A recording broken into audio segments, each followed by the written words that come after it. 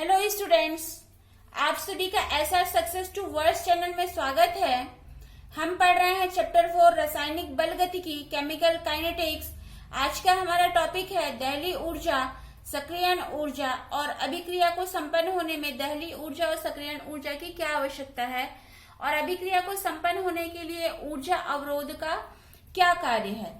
तो इस टॉपिक को समझने के लिए मैं सीमा मैम के साथ वीडियो के अंत तक के बने रहिए ताकि वीडियो को आप अच्छी तरीके से समझ सके। और इसकी पिछली वीडियो यदि आपने नहीं देखी है तो डिस्क्रिप्शन में सभी वीडियो की लिंक दी गई है, आप वहां से वीडियो देख सकते हैं। तो चलिए आज की क्लास स्टार्ट करते हैं। तो रासायनिक अभिक्रिया को संपन्न होने के लिए अभिकारक की आवश्यकता होती है। जो अभिकारक अणु भाग ले रहे हैं इनके बीच में परस्पर टक्कर होना आवश्यक है। यदि इनके बीच में प्रभावी टक्कर नहीं होगा तो उत्पाद का निर्माण नहीं होगा। तो अभिकारक अणुओं के बीच में होने वाली जो टक्कर होती है वो सभी अणुओं में नहीं होती है क्योंकि इनके पास न्यूनतम ऊर्जा नहीं होती है। तो जिन अणुओं के पास में न्यूनतम ऊर्जा होती है वे अणु सक्रिय अणु कहलाते हैं। तो सक्रिय अणुओं की इस ऊर्जा को जो उसके पास पहले से निहित है उसे दहली ऊर्जा कहते हैं।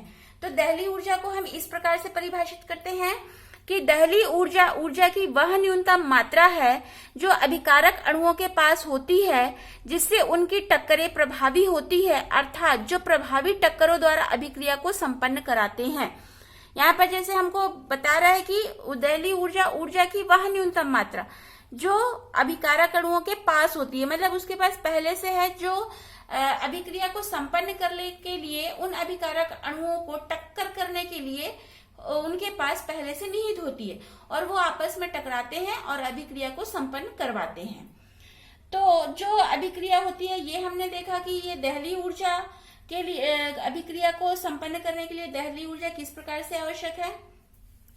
यदि सामान्य जैसे हमने कमरे का ताप लिया है तो अभिकारक अणुओं के पास जो ऊर्जा होती है वो दहली ऊर्जा से कम होती है, मतलब कमरे के टेम्परेचर पर अभिक्रिया संपन्न नहीं हो पाती है। कुछ अभिक्रियाएं ऐसी होती है।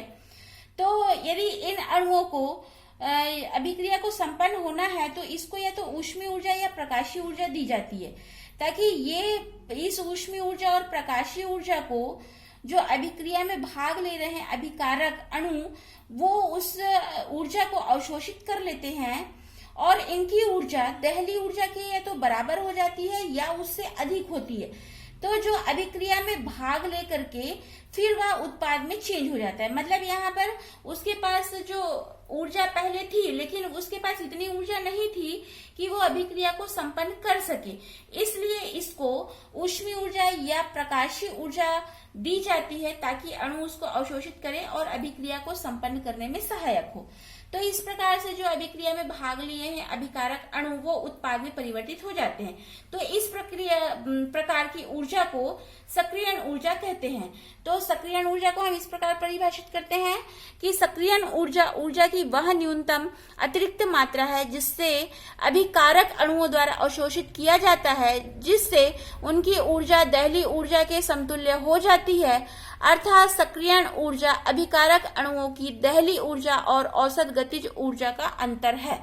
मतलब यहाँ पर ये आपको फर्स्ट लाइन में बता दिया कि वह न्यूनतम अतिरिक्त मात्रा है, मतलब हम जो ऊष्मीय ऊर्जा प्रकाशीय ऊर्जा दे रहे हैं वो अतिरिक्त मात्रा है जो अभिकारक अणु के पास में पहले से निहित ऊर्जा है उसके अलावा हम और ऊर्जा उसको दे रहे हैं ताकि वो उसको अवशोषित करे और वो दहली ऊर्जा के बराबर हो जाए और अभिक्रिया को संपन्न करने में सहायक हो।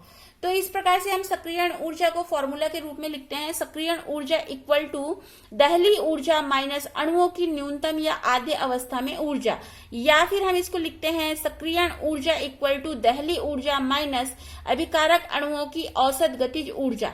इसको सिंबल के रूप में हम लिखते हैं EA, सक्रियण ऊर्जा को हम EA से प्रदर्शित करते हैं इक्वल टू E दहली ऊर्जा माइनस E अभिकारक अणुओं की औसत गतिज ऊर्जा।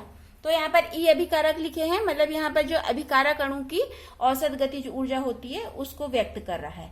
तो इस प्रकार से हमने देखा कि सक्रियण ऊर्जा अभिक्रिया को संपन्न करने के लिए कैसे आवश्यक है।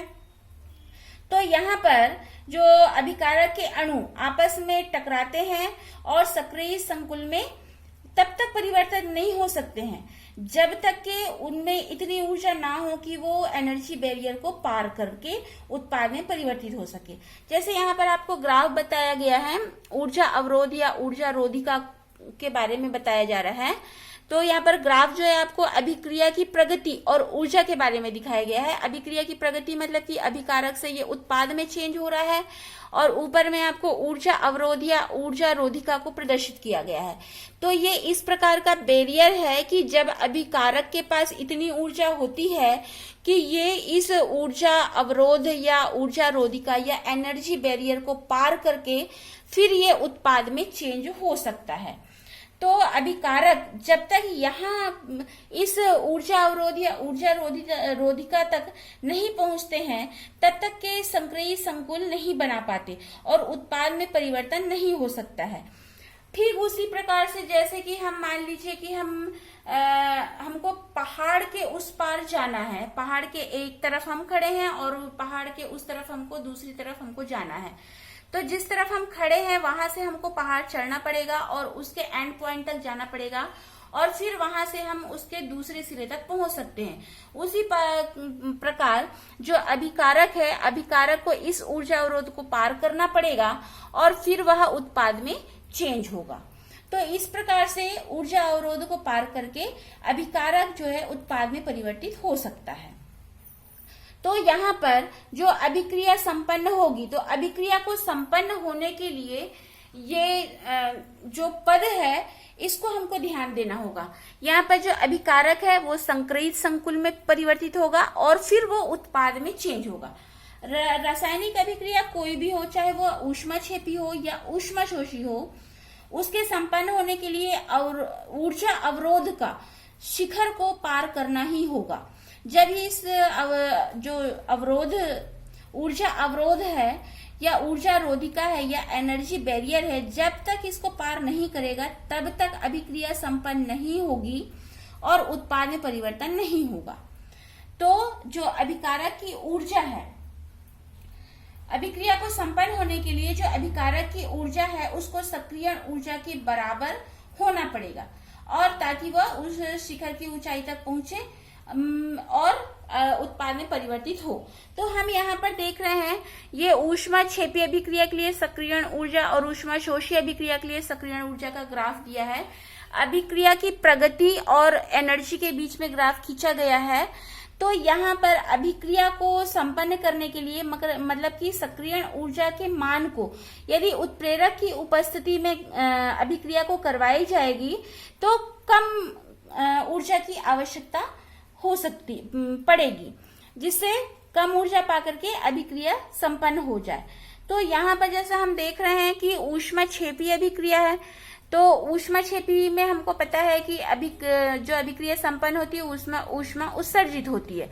तो जो अभिकारक है, अभिकारक से उत्पाद बन रहा है, तो यहाँ पर जब ये इस एनर्जी बैरियर को पार करेगा तो हम देख रहे हैं कि इसमें डेल ई ऊपर शिखर तक दिखा रहा है। लेकिन जब यहाँ पर उत्प्रेरक की उपस्थिति हो जाती है, क्योंकि उत्प्रेरक हमको पता है कि ये अभिक्रिया की दर या वेग को या तो कम कर सकते हैं या तो फिर बढ़ा सकते हैं। तो यहाँ पर यदि उत्प्रेरक उपस्थित होता है तो सक्रियण ऊर्जा जो संक्रिय संकुल है वो उत्प्रेरक की उपस्थिति में पहले ही बन जाता है और हमको ग्राफ जो है कुछ नीचे की तरफ प्राप्त होता है। उसी प्रकार से जो ऊष्माशोषी अभिक्रिया है, तो ऊष्माशोषी में ऊष्मा का अवशोषण होता है। तो जो अभिकारक होता है, यहाँ पर भी हमने अभिक्रिया की प्रगति और एनर्जी के बीच में ग्राफ देख रहे हैं। तो जो अभिकारक है, अभिकारक को उत्प्रेरक की उपस्थिति में अभिक्रिया करवाई जा रही है जो कि उत्पाद में चेंज हो रहा है। और यहाँ पर ये जो डॉट डॉट की लाइन है ये उत्प्रेरकीय अभिक्रिया को प्रदर्शित कर रहा है, मतलब उत्प्रेरक की उपस्थिति में संग्रहित ऊर्जा कुछ कम हो जाता है और फिर अभिक्रिया संपन्न हो जाती है। तो ऊर्जा अवरोध के शिखर पर जब पहुंचता है, जो भी अणु पहुंच रहा है उसे संक्रिय संकुल अणु कहते हैं। मतलब वहां पर जब ये जो अभिकारक है वो संक्रिय संकुल बनाएगा, कब बनाएगा? जब वह उस ऊर्जा अवरोध के शिखर पर पहुंच जाएगा, क्योंकि वहां पर उसकी ऊर्जा बहुत अधिक उच्च हो जाती है। तो जैसा हमने देखा कि कोई भी अभिक्रिया संपन्न होना है तो पहले अभिकारक बनेगा, अभिकारक बने तो संक्रियित संकुल बनेगा। मतलब ये जो अभिकारक है ये संक्रियित संकुल तभी बनेगा जब ये इस ऊर्जा अवरोध के पास तक पहुंच जाएगा और ये तुरंत ही जो है उत्पाद में परिवर्तित हो जाता है।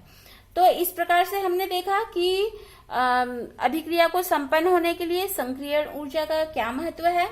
यदि हमने ये भी पढ़ा है कि यदि ताप में वृद्धि की जाती है तो संक्रियण ऊर्जा के बराबर ऊर्जा रखने वाला या फिर सक्रियण ऊर्जा से अधिक ऊर्जा रखने वाले अणुओं की संख्या में वृद्धि हो जाती है।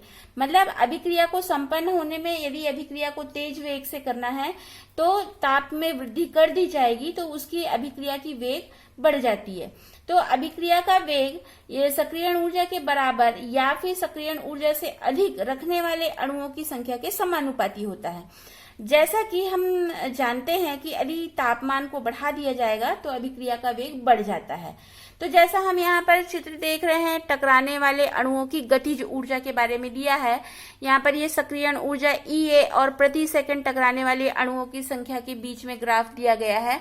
तो यहाँ पर तापमान, निम्न तापमान पर हम देख रहे हैं, इसमें 2 तापमान दिया है, एक निम्न तापमान दिया है और एक उच्च तापमान दिया है। तो निम्न तापमान को T1 से और उच्च तापमान को T2 से प्रदर्शित किया गया है। इसमें जो ग्राफ में ये जो छायांकित है या जिसको हमने इसको भर दिया है तो इसमें हम देख रहे हैं कि यदि निम्न तापमान है तो उसका छायांकन कम है और जो उच्च ताप पर है उसका छायांकन अधिक है। मतलब यहाँ पर यह प्रदर्शित हो रहा है कि अभिक्रिया यदि कम तापमान पर अभिक्रिया होती है तो वह तेजी से संपन्न नहीं हो पाती है, लेकिन और उसमें टक्करों की संख्या कम होती है। लेकिन उच्च तापमान पर प्रति सेकंड जो टक्कर होती है उसमें अणुओं की संख्या अधिक होती है। तो इस प्रकार से हमने ये समझा कि दहली ऊर्जा क्या है, सक्रियण ऊर्जा क्या है और अभिक्रिया को संपन्न होने के लिए इन ऊर्जाओं की आवश्यकता क्यों होती है। तो सक्रियण ऊर्जा का निर्धारण को आयनीय समीकरण द्वारा किया जाता है। तो हम अगले वीडियो में आयनीय समीकरण को पढ़ेंगे। तो आज की वीडियो आपको पसंद आई तो आप लाइक कीजिए, शेयर कीजिए और आप मेरे चैनल को फर्स्ट टाइम वॉच कर रहे हैं तो सब्सक्राइब कीजिए, बेल आइकन को दबाइए ताकि आपको वीडियो की नोटिफिकेशन सबसे पहले मिले। Thanks for watching this video.